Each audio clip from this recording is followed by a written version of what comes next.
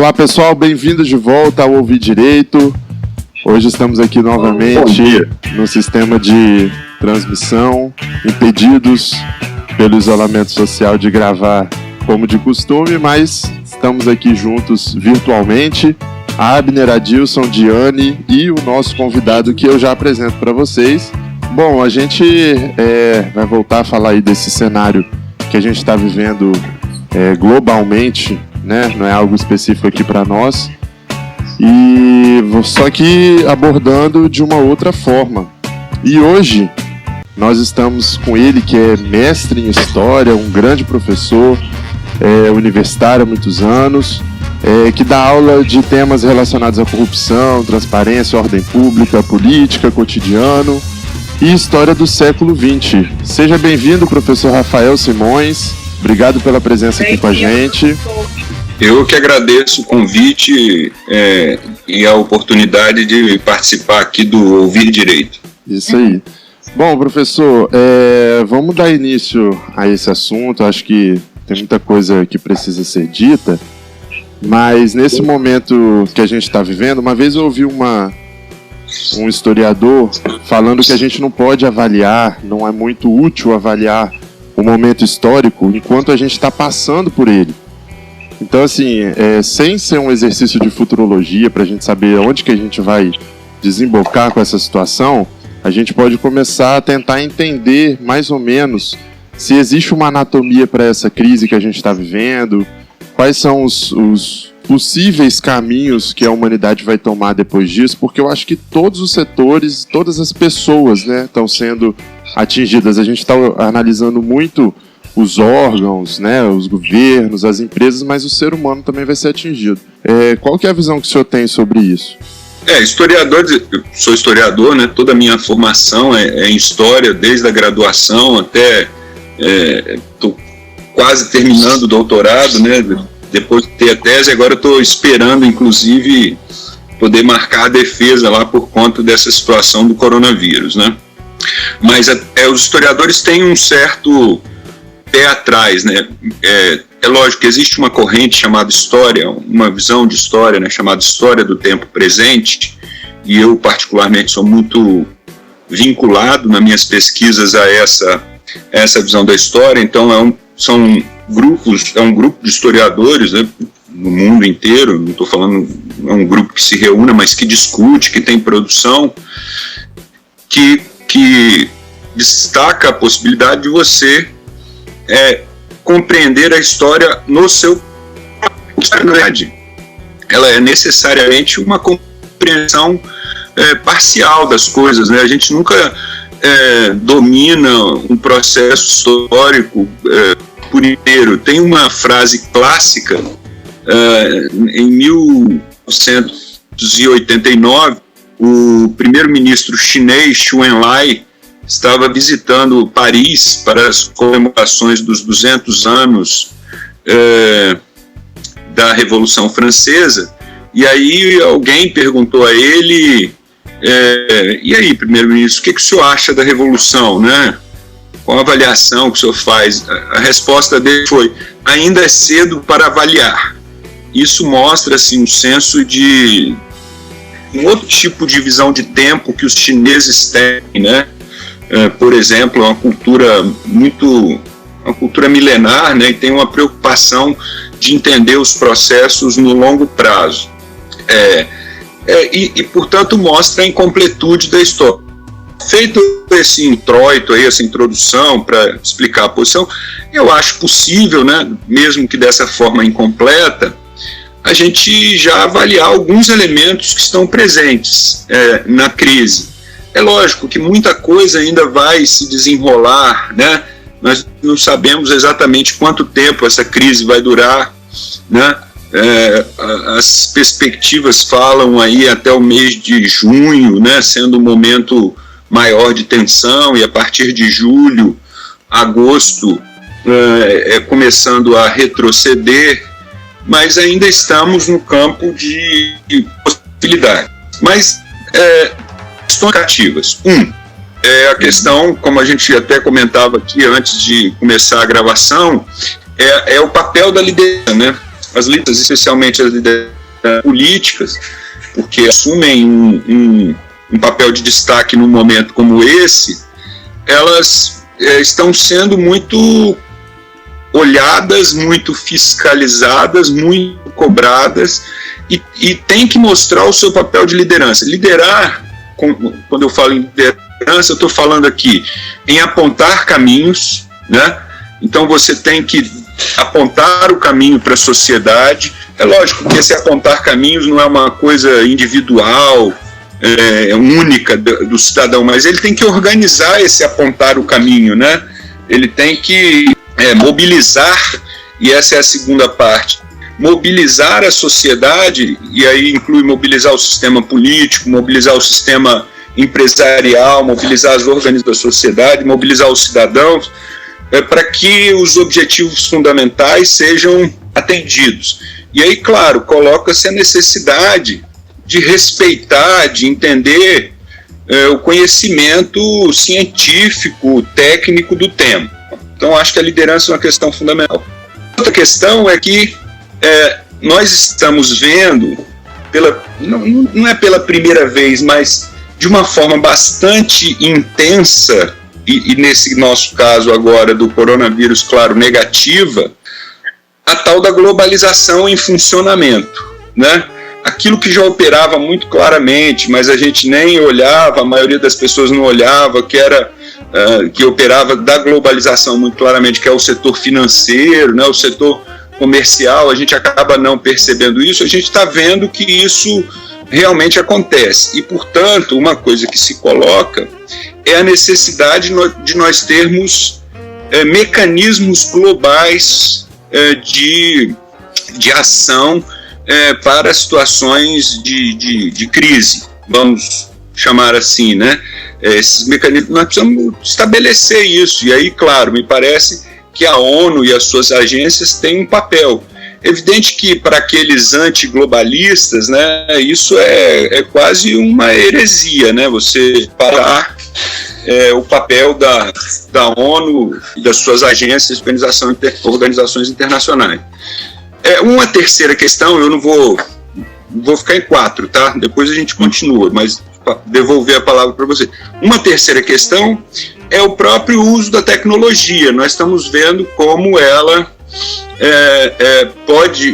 pode facilitar, e que nós temos que aprender a melhorar nosso uso dela. Eu conversava aqui com a esposa num dado momento, e ela chamando a atenção de um texto de alguém que falava, né, como é que isso está impactando, né, essa situação está impactando a educação, por exemplo, né, e o nosso uso da educação à distância, a gente conhecer os limites que a gente tem para isso e como a gente vai melhorar esse uso. Então, o uso da tecnologia, parece que nós vamos ter que prestar mais atenção a dar a ela um uso mais eficiente, conhecer suas possibilidades e também os seus limites. Por último, enfim, abordando aí, e talvez essa seja a questão mais difícil da gente apontar qualquer elemento de vislumbre do futuro, né, de sonho de futuro, é exatamente como um cidadão, cada indivíduo, vai reagir nesse momento, nesse pós-crise aí, que virá em algum momento desse ano, né? Como é que o cidadão vai se sentir em relação às instituições, né? Será que vai aumentar, por exemplo, a desconfiança? E aí vamos lembrar, né? Eu tenho um pensador, um sociólogo espanhol, que eu gosto muito dele, chama-se Manuel Castells. Lógico, outros pensadores falam disso, mas eu estou lembrando aqui do livro do Manuel Castells. Ele, inclusive, agora atualmente é o atual ministro das universidades do governo espanhol, né? Um país que está sofrendo muito com a crise do corona. O Manuel Castells, ele destaca que a confiança é um elemento fundamental da vida das sociedades. E como é que nós vamos reagir a isso, né? Uma questão que tem ficado muito clara é a confiança que se desenvolve de alguma maneira entre os cidadãos, né? Pequenos atos de confiança. Então, por exemplo, de confiança, de respeito, de amizade, de solidariedade, isso tudo anda junto, né? Então, por exemplo, você tem visto muitos shows aí, não só pelas redes sociais, mas aqui na minha casa tem um vizinho de prédio, que eu não sei quem é, mas ele, de vez em quando, chega de noite, ele pega a guitarra dele, uma caixa de som, e começa a dar um show para a vizinhança. Isso é muito legal, entendeu? No sentido de que ele está, além de expressar lá a arte dele, a habilidade dele, de ser um tocador de guitarra, ele está distraindo as pessoas, né? É um sinal de solidariedade. Ontem eu vi um vídeo, não foi na televisão, eu acho, no Jornal Nacional talvez, as pessoas fazendo exercícios juntas dentro cada um na sua varanda. Era um conjunto de prédios que estavam virados para dentro, assim, né, para a rua, e todo mundo mais ou menos se vendo, todo mundo lá junto, fazendo polichinelo. Então isso mostra um estreitamento das relações sociais que é importante, né, para o nosso futuro. Mas, mais uma vez, essa reação dos cidadãos me parece o grande enigma que nós temos para o futuro. Tem um texto de um historiador israelense chamado Yuval Noah Harari, né? Excelente historiador, tem várias obras publicadas. Desculpa. Sapiens é a obra talvez mais conhecida dele, né? É uma breve história da humanidade. Depois ele publicou Homo Deus, uma breve história do futuro. Ele vai falar, pô, mas história do futuro, né? É um pouco desse negócio da futurologia, mas claro, trabalhando a partir de tendências. E ele lançou 21 lições para o século XXI. Um livro também excelente, né, dele. E ele mandou um artigo, publicou um artigo essa semana, depois eu posso passar para vocês também em inglês, mas interessante, falando dessas perspectivas do futuro e analisando alguns desses elementos que nós estamos falando aqui hoje. Bom, chega para ir de conversa, eu queria lançar essas 4 preocupações assim. Agora, se eu posso falar mais um pouquinho. Com certeza. Eu estava, né, fazendo uma pequena provocação para o nosso amigo Abner aqui antes da gente começar a gravar, porque, lógico, eu gosto muito do Abner, ele é um liberal, né, bastante convicto das suas ideias e muito respeitável por isso, mas aí eu mexia com o Abner dizendo que, fazendo uma pequena provocação, né, dizendo que uma questão que me parece diferente, por exemplo, daquela crise de 2008, 2009, que foi uma crise econômico-financeira, naquele momento, apesar, né, de uma intervenção importante do aparelho estatal, dos bancos centrais, que são aparatos do Estado, né, para reduzir, no final da crise, quem ficou com uma má fama, muitas vezes uma impressão negativa, foi exatamente o Estado, né? Criou uma expressão muito negativa, os políticos tiveram suas avaliações bastante pioradas. Nessa crise eu tenho visto, não sei se é uma tendência ainda que vai se manter, né, mas uma revalorização da ação do Estado, né? No caso brasileiro, as pessoas percebendo, portanto, a importância, por exemplo, especialmente do SUS, né? E dentro disso, uma valorização de algumas profissões e, no nosso caso, evidentemente, no caso do mundo inteiro, a valorização dos profissionais da área de saúde, né? O ministro Mandetta ontem, na sua entrevista coletiva, falava disso, né? Como é que você pode ter médicos que trabalham em cada turno no hospital, 3 turnos, 3 hospitais diferentes, se essa pessoa fica alijada do trabalho por motivo de doença, até por conta do coronavírus, você está prejudicando 3 locais ao mesmo tempo. Então a gente basicamente nas remunerações que a gente dá aos profissionais da nossa sociedade, né? Essa é uma demanda importante. Não é dizer que só os médicos, os profissionais de saúde são importantes, claro, o pessoal da segurança é importante, né? Ei, estamos aqui. Valeu, obrigado, Devan. Sempre lembrando, né? O pessoal, claro, da segurança é fundamental, os professores são importantes e tal, mas essa é uma discussão que a gente precisa fazer.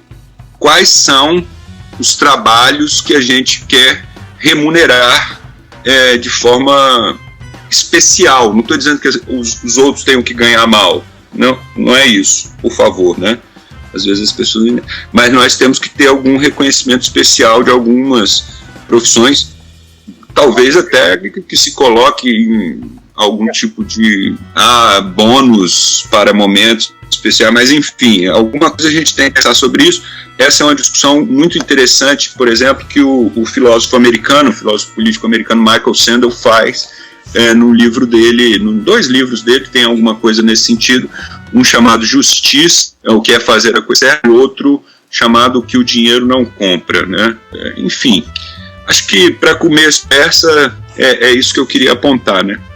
O professor apontou aí 4, agora o quinto, né? Vou chamar de quinto assunto, que cada um deles daria um programa nosso, abordou crise de liderança, possibilidades ou não de, não sei se eu vou chamar de intervenção, mas de políticas em âmbito internacional, não só restrito a um território. Falou da importância da tecnologia.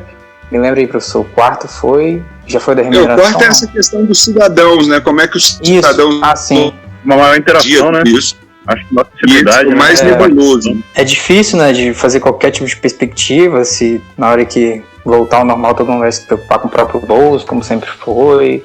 São assuntos não tão simples e acho que nosso tempo aqui, né? Como tem se dito, Abner, várias pessoas já escreveram isso, eu vi isso em algum texto, é tanta informação que a gente está tendo nesses dias, né? A gente fica meio baratinado até. Mas eu acho que foi o próprio Yuval Noah Harari.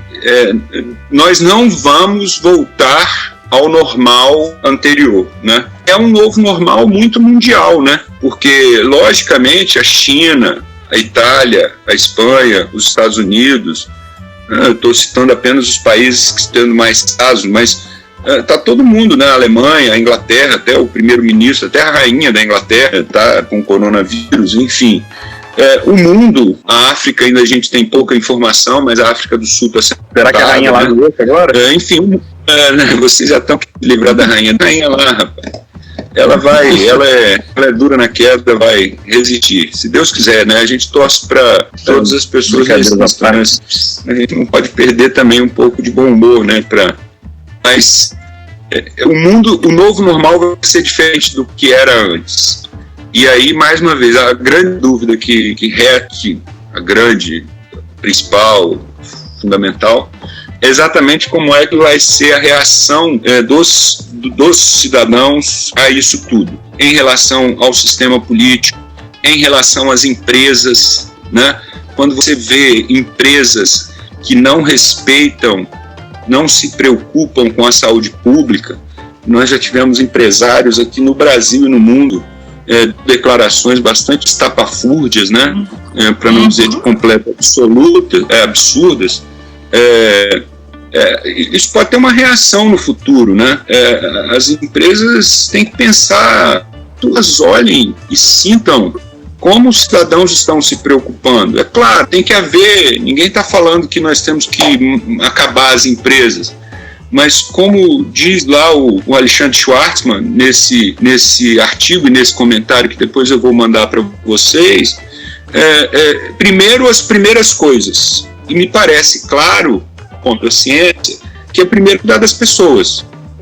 E lógico, na sequência de imediato, a gente pensar em cuidar dos negócios também, da economia, né? Como é que nós vamos apoiar todo o setor privado, desde as grandes empresas, mas principalmente as pequenas e médias empresas que geram a massa dos empregos no país. Isso é uma preocupação, né?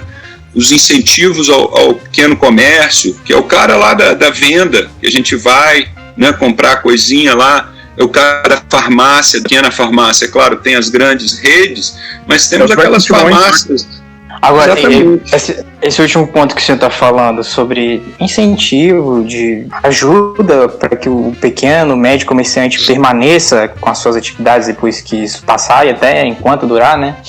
É interessante notar a posição de alguns economistas, assim, ditos heterodoxos e tal, que falam que não existe déficit na Previdência, esse tipo de coisa, algumas políticas meio Guido Mantega, assim, em que o país ele não teve oportunidade de ter superávit primário e tal, guardar dinheiro para usar agora. Os Estados Unidos estão colocando 2 trilhões de dólares, esse é mais que o PIB do Brasil, para ajudar mesmo que a economia permaneça.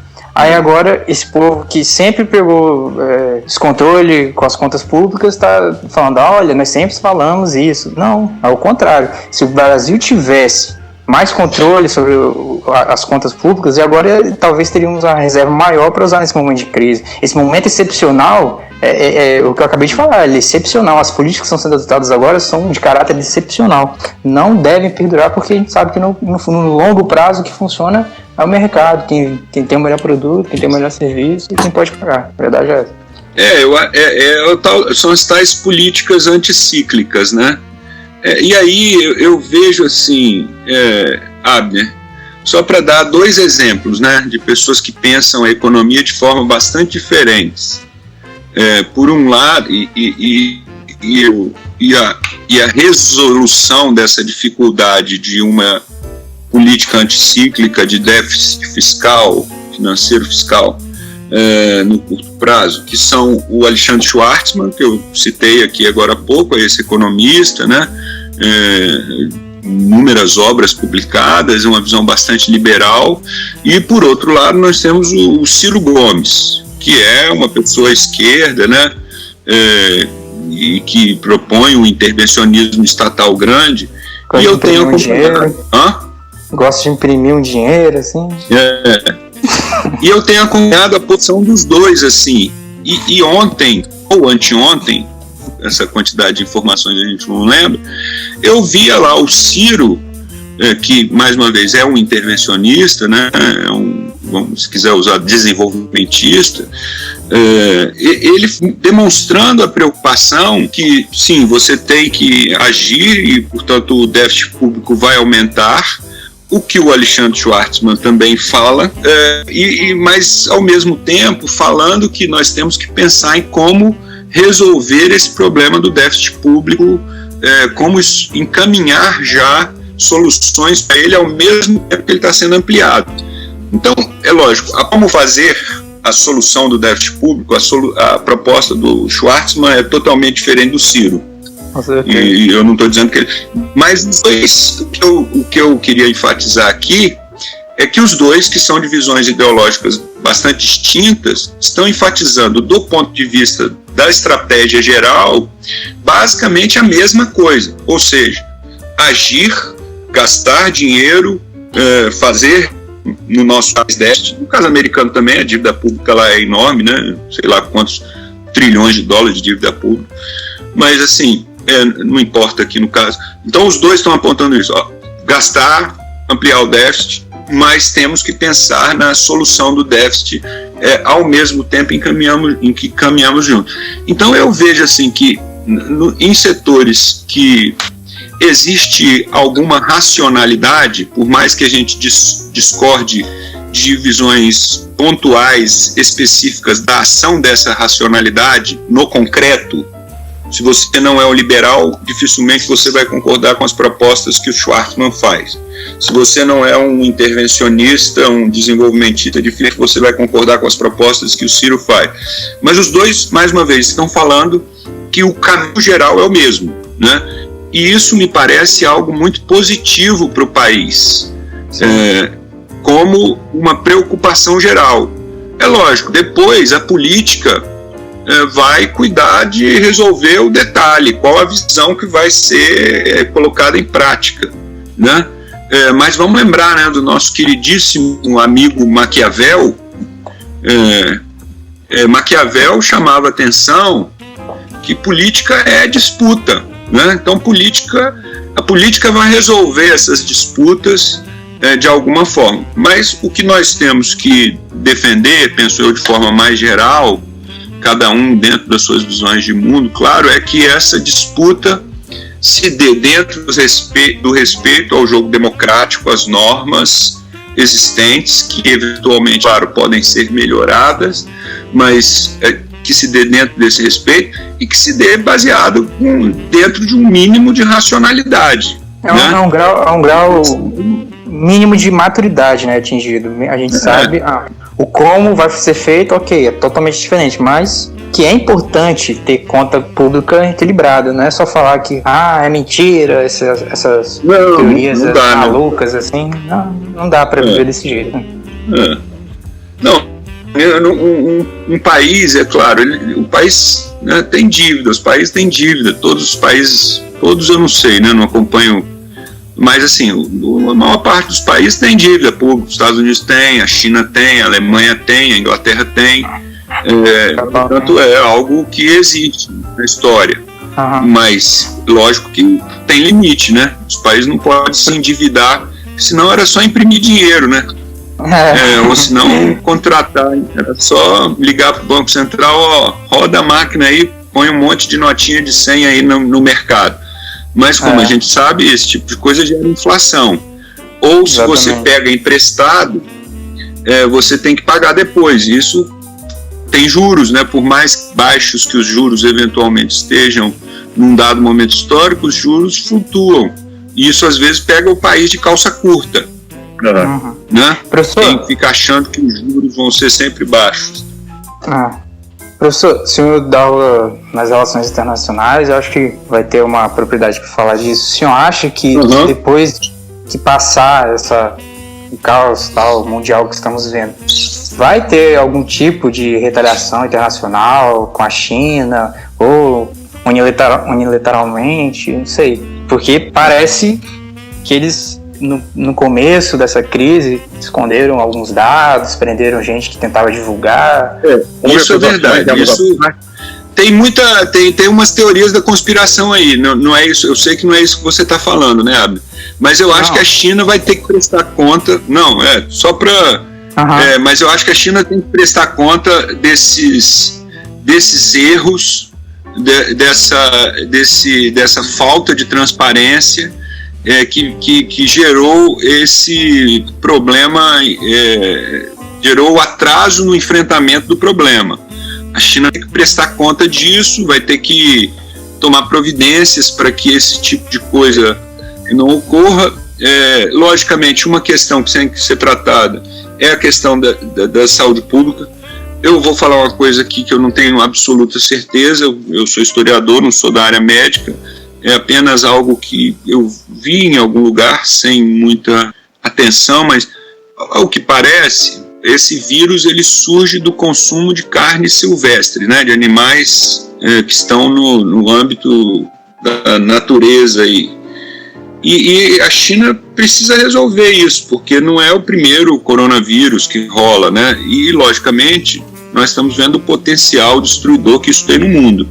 Não dá para a gente ter uma crise desse tipo de pouco em pouco tempo, né? Isso destrói tudo mesmo. Então, assim, eu acho que a China vai ser cobrada por essas coisas, né? E vai ter que enfrentar isso. O presidente chinês, o Xi Jinping, ele é muito audacioso do ponto de vista da sua estratégia de poder, seja internamente, você vê que inclusive mudou a Constituição da China, lá, as leis chinesas para permitir uma coisa que tinha acabado, né, e que voltou agora com ele, para permitir a sua reeleição continuada, seja no cargo de presidente, seja no cargo de secretário-geral do partido. E tem uma ação muito proativa, a China tem uma ação muito proativa no mundo, a busca de um papel de liderança. Isso eles não escondem de ninguém, eles têm um projeto lá, eu não lembro o nome exatamente, mas é alguma coisa do gênero China 2050, e apontando a perspectiva da China como um líder mundial, e o que ela já é, em parte, né? Os investimentos que ela faz pelo mundo, os investimentos militares, já mostram isso já há algum tempo. Eu acho que ela vai ser cobrada e ela vai atuar, já está atuando, né, com algum tipo de ajuda, mas eu acho difícil, Abner, haver algum tipo de retaliação, né, unilateral. Eu acho que a China vai, como eu dizia, vai ser cobrada e ela vai eventualmente responder com alguma ação mais incisiva no pós-crise, né, já está fazendo algo agora e vai fazer algo também depois, mas eu acho difícil fazer retaliação unilateral, até porque é tipo você retaliar os Estados Unidos também, né? Muito difícil, né? Quem vai querer retaliar os Estados Unidos? Vai ter pressão, os Estados Unidos podem fazer alguma retaliação com a China, eles já estavam lá em guerra comercial há um tempo, né? Essa discussão da China, se a gente olhar um pouco para a história, nas décadas de 80, essa disputa dos Estados Unidos era com o Japão, né? Balança comercial hiper negativa em relação ao Japão, os japoneses dominando o setor automobilístico americano, né, etc. Depois isso, claro, se transferiu essa disputa para a China e esse contencioso vai continuar, né, por um tempo aí.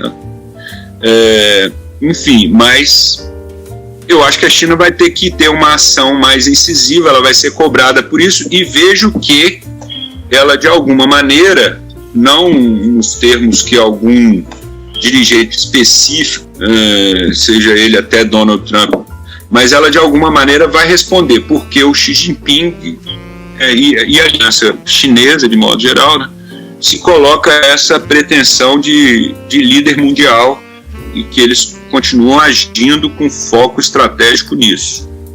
Entendi. Eu vejo um pouco da fala do senhor parecido com o que aconteceu com a Vale, né? Dois acidentes seguidos. A Vale, sei lá, de certa forma vai sofrer alguma multa e tal, mas não vai deixar de operar, né? Vai continuar sendo uma grande mineradora. Algo parecido com a China, então. Porque eu acho que a gente pode estabelecer algum tipo de paralelo aí. Você não tem condição de excluir a China do mundo, né? Dado a importância dela nas cadeias de produção, né? Lógico, não foi isso que o Abner falou, mas não tem condição de excluir a China do mundo.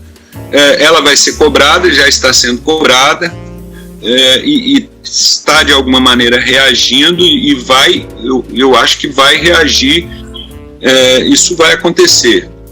Não vai ter jeito deles se esconderem, né? Porque a crise é muito grande, é diferente de outras áreas que tivemos nos últimos 20 anos aí, que também tiveram origem na China, mas que foram de muito menor impacto, seja humano, seja econômico. Essa crise é enorme. A essa altura já devemos ter... Ontem à noite eram 650 mil infectados no mundo. Hoje, com certeza, vamos chegar pertinho, se não ultrapassarmos os 700 mil infectados, com 30 e tantas mil mortes no mundo já. E, portanto, nós não temos ainda exatamente uma ideia de onde esses números irão chegar, né? Ainda não dá para ter alguma estimativa mais razoável. A crise é enorme e, logicamente, depois que as coisas acalmarem, que todo mundo assentar, que as medidas estiverem em efeito, né, em tudo quanto é canto, que a curva virá descendente no mundo de forma geral, ela ainda está ascendente, né? Pode estar descendente num país na China, ela já está descendente, mas no mundo de forma geral ela ainda está ascendente. Depois que isso acalmar, eu acho que essa cobrança sobre a China vai ser maior e mais uma vez, não tenho dúvida nenhuma de que ela vai responder. Talvez a gente considere a resposta insuficiente, ok.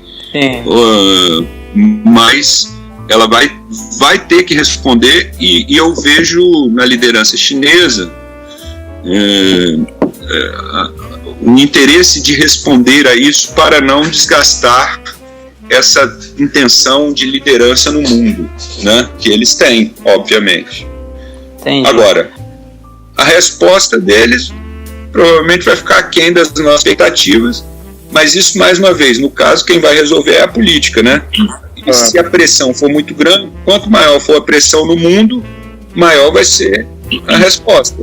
A gente volta aí na relação que o Adilson fazia com a Vale, né? Inicialmente foi uma resposta absolutamente tímida, a pressão foi aumentando, a resposta teve que proporcionalmente aumentar. Né? Mudando, pode falar. Professor, a situação pós-crise é o que preocupa bastante também. Mas o que acabou motivando bastante a gente querer entrar nessa discussão sobre economia e sobre esse momento que a gente está vivendo é o posicionamento das pessoas durante a crise, sabe? Acabou dividindo muito os grupos, entre o grupo que acha que deve focar só na saúde, o grupo que acha que deve focar só na economia e o grupo que está no meio que acha que tem que ter um equilíbrio entre dar atenção à saúde e também olhar a economia, que vai acabar sendo prejudicado também. E nas redes sociais a gente percebe bastante essa polarização. Cada um vai para um lado e quem está no meio sem saber o que fazer. Muita gente acaba citando momentos históricos, tentando comparar o que a gente está vivendo agora com momentos anteriores. O senhor, como historiador, falando para o senso comum, sabe? Falando para pessoas leigas e também para quem entende de economia, para quem entende de história. Qual que seria, mais racionalmente falando, o que repetindo talvez o padrão de crises como essa que está ocorrendo agora? O que normalmente o Estado faz ou deveria fazer? Não sei se deu para entender minha pergunta. Deu. Olha só, Diane, eu acho assim, história, você sabe que eu gosto de começo com as generalidades, depois eu chego no ponto, né? História, como diz uma grande historiadora brasileira, Lilia Moritz Schwartz, história não é bula de remédio. Então, infelizmente, ela não tem condições de dizer assim, isso aconteceu, faça isso agora que vai dar certo, né? Mas é claro, então aí alguém mais cético vai falar, então esse negócio de história não serve para nada mesmo, né? Só para ficar vocês historiadores contando historinha para os outros. Não, história ela serve para duas coisas fundamentais: para a gente lembrar daquilo que é fundamental nos desenvolvimentos de uma sociedade e para a gente compreender esse processo de desenvolvimento da sociedade e ver o que isso pode nos ajudar no presente e para pensar o futuro. Sim. E aí eu chego no ponto que você levanta. Então, o que é a história? A única crise sanitária dessa dimensão que nós temos na história do mundo contemporâneo é a gripe espanhola, que aconteceu há 102 anos atrás. Ela é de 1918. Na época, o mundo estava terminando, lógico que não envolveu todos os países, mas é a chamada Primeira Guerra Mundial. Estava saindo, estava acabando lá o conflito e a gripe espanhola se espalhando pelo mundo. E ela provocou a morte de milhões de pessoas. E aí saiu um estudo já que mostrou o quê? As cidades, os lugares, as regiões que menos impacto econômico tiveram com a gripe espanhola foram aquelas que tomaram as precauções de prevenção para sua disseminação, promovendo, à época, o isolamento social. As comunidades que mais fizeram isso que nós estamos chamando de isolamento social foram aquelas que se recuperaram mais rápido. Isso é um sinal para a gente, claro. E essa é a recomendação que tem sido dada pelos especialistas na área de saúde. Por quê? E aí por isso é importante a importância do Estado, né? Agir mesmo com déficit público. Porque, na verdade, você promove o isolamento e você hoje nós temos instrumentos que reduzem. Ninguém está falando de um fechamento total, 210 milhões de habitantes brasileiros todos em casa, 7 bilhões e quase 800 milhões de habitantes do mundo trancados em casa. Mas nós temos que fazer um isolamento grande para restringir a disseminação e recuperar a atividade econômica o mais rápido possível.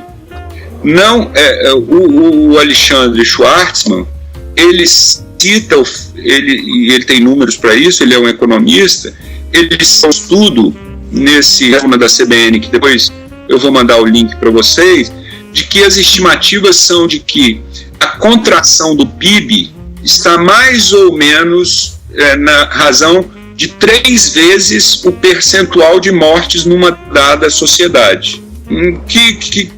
Exemplo, se nós tivermos 1% de morte numa dada sociedade, a contração do PIB vai ser 3%. Ele cita esse dado lá de redução do PIB. Redução, diminuição. Então, assim, é por isso que eu falei aquilo lá no início. As primeiras coisas primeiro. A primeiríssima coisa que nós temos que fazer, não me resta dúvida, pelo que me fala a ciência, não é o que eu sei, né? Opinião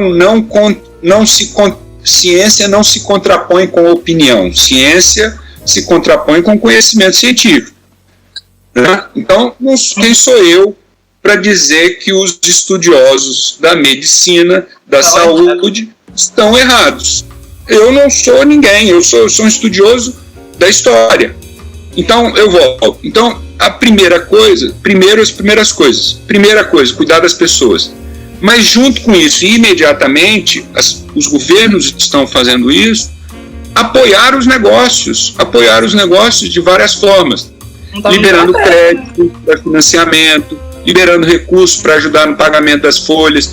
Deve-se estimular o uso de aplicativos para que as pessoas possam fazer compras online e continuar gerando atividade econômica à distância. Então, você tem que ter políticas com isso. E, claro, alguns setores você tem que manter funcionando com estritas medidas sanitárias. Não dá para você parar a produção de alimentos e o transporte de alimentos.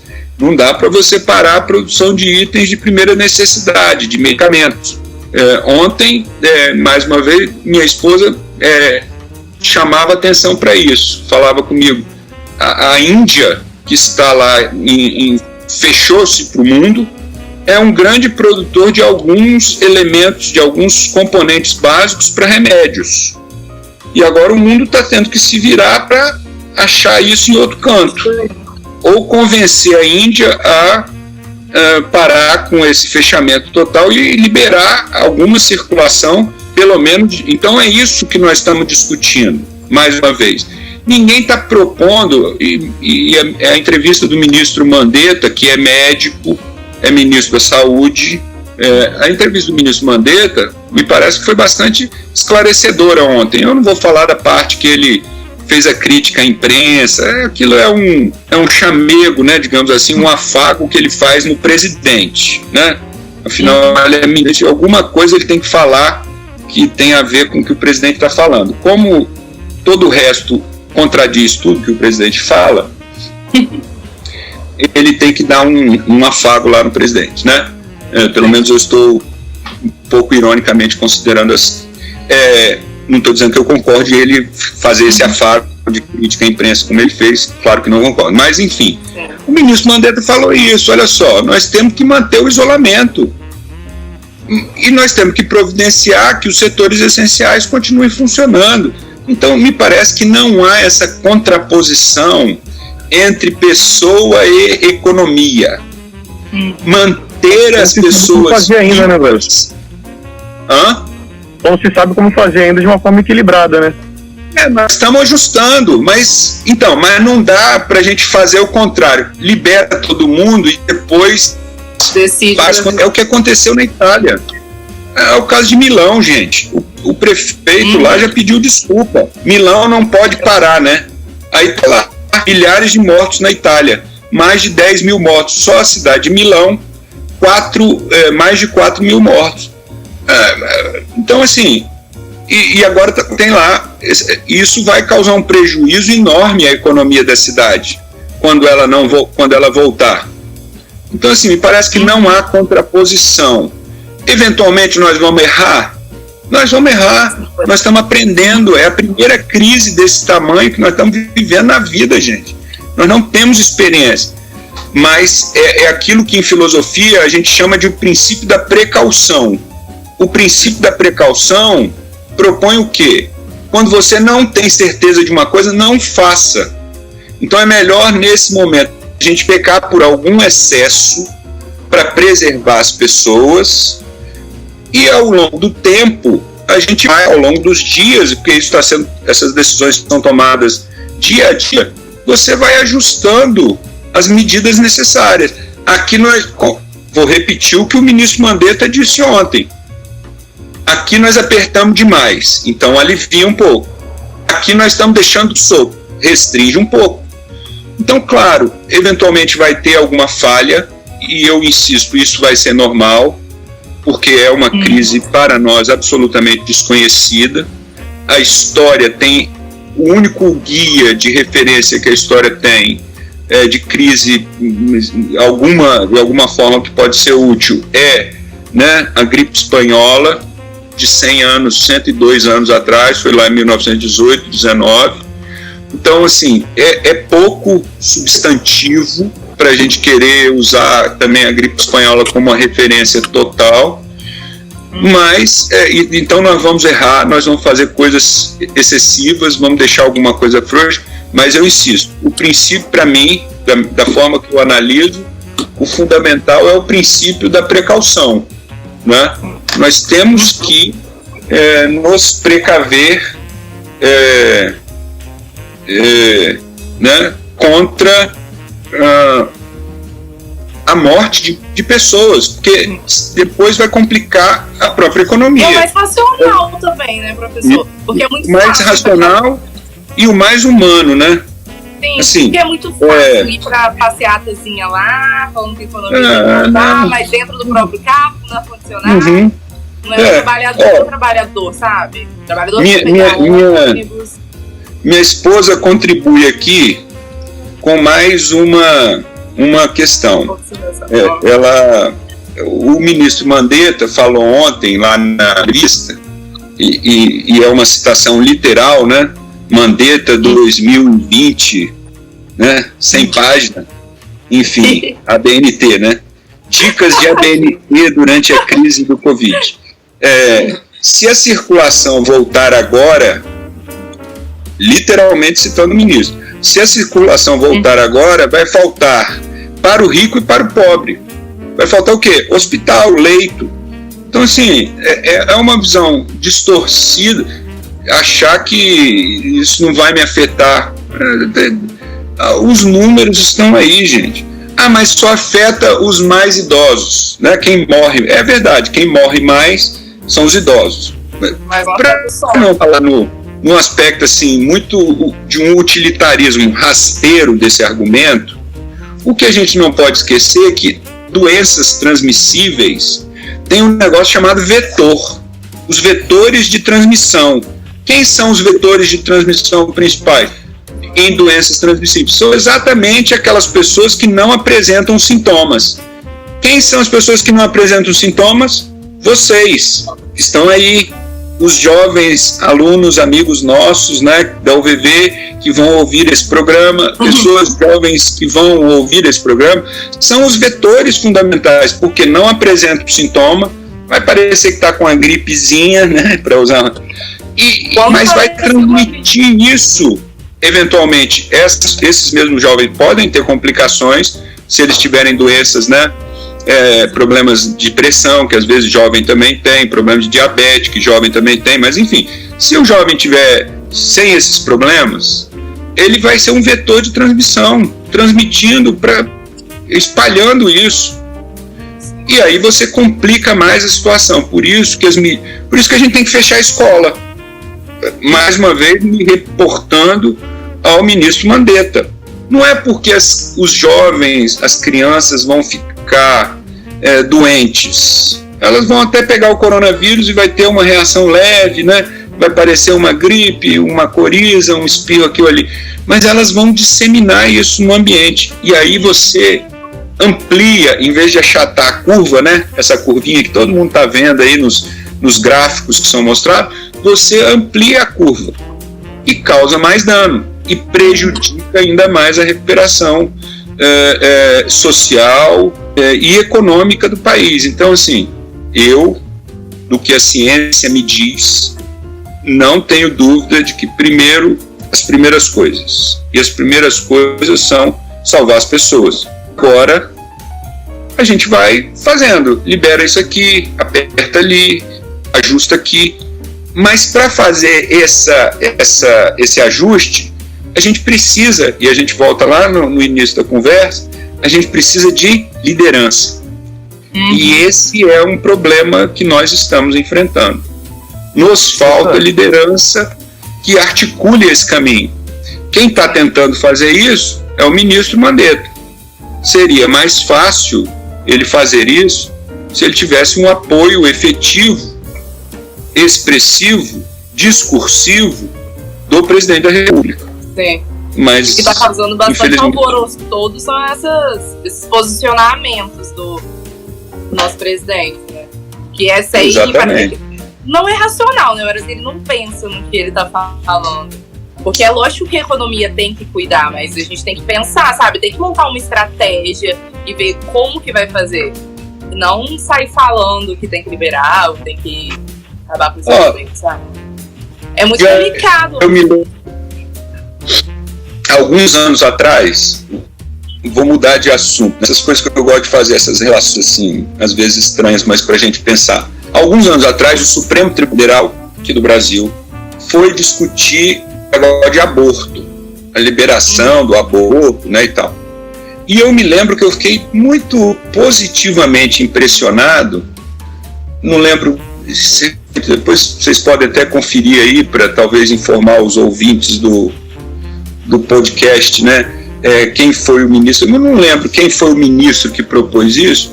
O Supremo fez uma série de audiências sobre o tema, chamando especialistas, filósofos, pessoas que pensavam a questão do aborto, pró e contra o aborto, e para fazer uma discussão balizada, né, com calma. É evidente que nós não temos esse tempo hoje, porque a crise é grave e a gente tem que tomar as decisões muito mais rápido. Mas, então, isso força mais uma vez o quê? Nós ouvirmos rapidamente o pensamento científico.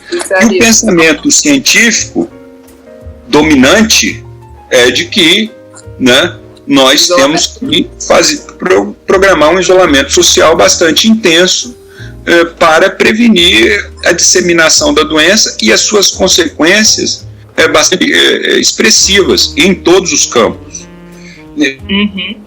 Então, me parece que essa contradição as pessoas estão apontando, por consequências, muito importante os governos agirem com esses mecanismos anticíclicos, né? Promovendo apoio aos negócios, liberando dinheiro, atrasando o recebimento dos impostos, enfim, não pagando multa e juros, empresários de eventuais dívidas que estejam. Os governos estão agindo e têm que agir.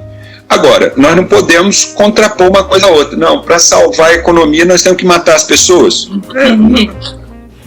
Não entendo esse raciocínio. Professor? Por quê? As pessoas estão morrendo.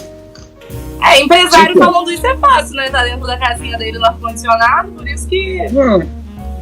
Professor, se dizem por aí que a história é cíclica, o senhor acha que, com relação a essa crise que a gente está passando, o nosso maior aliado é a tecnologia?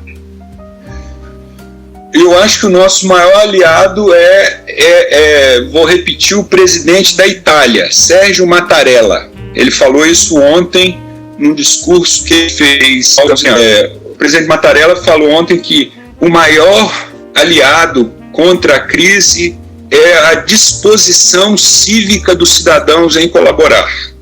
Então, assim, o papel dos cidadãos é fundamental, dele conhecer os seus limites, dele tomar as medidas pessoais preventivas, usar álcool gel, lavar a mão, né? Não ficar abraçando as pessoas, não se aproximar quando não é absolutamente desnecessário. Então, tudo isso que a gente está ouvindo os especialistas da saúde falarem. Então, esse é o fundamental, as pessoas. E, logicamente, cada pessoa com a sua capacidade decisória.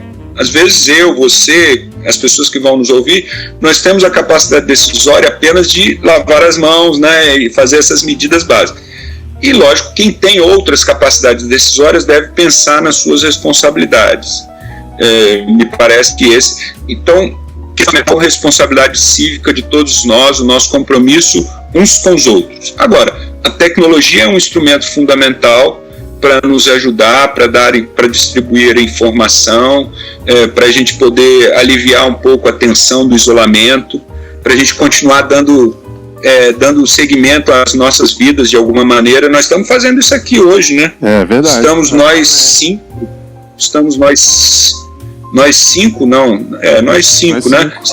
cinco aqui, num certo sentido, trabalhando, né? Discutindo, conversando, o que é bom, desestressa, a gente vê as pessoinhas, né? Do tchau para Abner, para Diane, para todo mundo aí, estamos aqui sorrindo e tal, conversando. Isso é bom para a gente manter esse contato, né? Para a gente também não ficar nesse enclausuramento total. Então a tecnologia tem inúmeros, a gente pode ouvir músicas, né? Eu daqui a pouco vou ali cozinhar umas batatas, descascar umas batatas, eu ponho a musiquinha lá no YouTube, fico ouvindo enquanto eu estou, né, cozinhando. Ela permite isso. Então acho que a tecnologia é muito importante, mas as pessoas são fundamentais. Os últimos questionamentos aqui para não estourar o nosso tempo. Será que tem espaço, pensando nas segundas coisas, assim, ou nas terceiras, sei lá, para reformas mais estruturais que a gente sabe da necessidade, por exemplo, que já estavam tramitando antes da pandemia, como, por exemplo, reforma tributária, reforma administrativa? Tem espaço para discutir isso ainda no Brasil?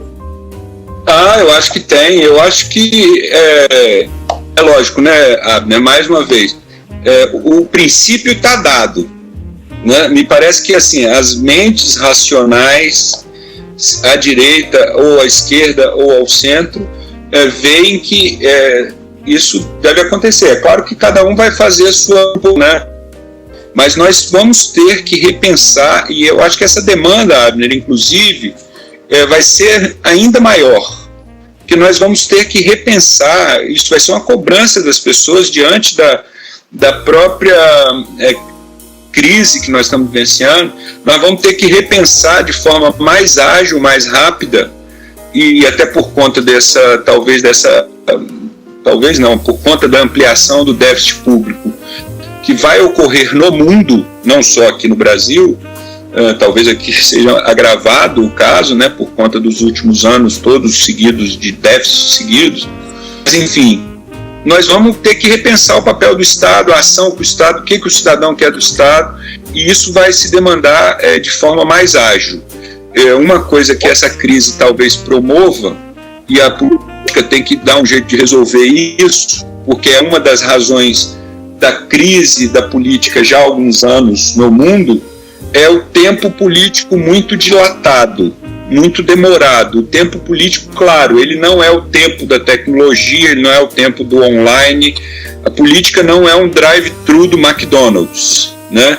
Que você entra ali e né, dá uma volta e pega o produto. Mas também não dá para ser algo tão demorado no tempo. Então acho que vai ter uma demanda por uma reforma do Estado, para que ele seja mais, por um lado, mais efetivo, mais eficaz naquilo que ele se propõe, e para o outro que ele contenha alguma limitação das suas possibilidades de ação, né? Eu acho que deu para a gente ter uma noção melhor de um outro ponto de vista a respeito da crise que a gente está vivendo hoje no mundo, principalmente no Brasil. E eu queria agradecer, professor, pela aula, pela participação, pelo tempo aqui com a gente. Eu é que agradeço. Eu agradeço, fiquei super feliz de participar dessa conversa com vocês. Espero participar de outras no futuro. Com certeza. Talvez, especialmente, vamos ver se a gente consegue fazer uma presencial, né? Ah, sim. A regra é... Mas lá a gente come bastante, você vai gostar. Isso. Nem fala em comer, tô só engordando. Todos nós. Mas então é isso, gente. Muito obrigado aos meus amigos aqui. Obrigado a vocês, adorei, hein? Muito legal. Até mais, gente. Grande Até a abraço. próxima. Valeu, Obrigado. tchau. Valeu, professor.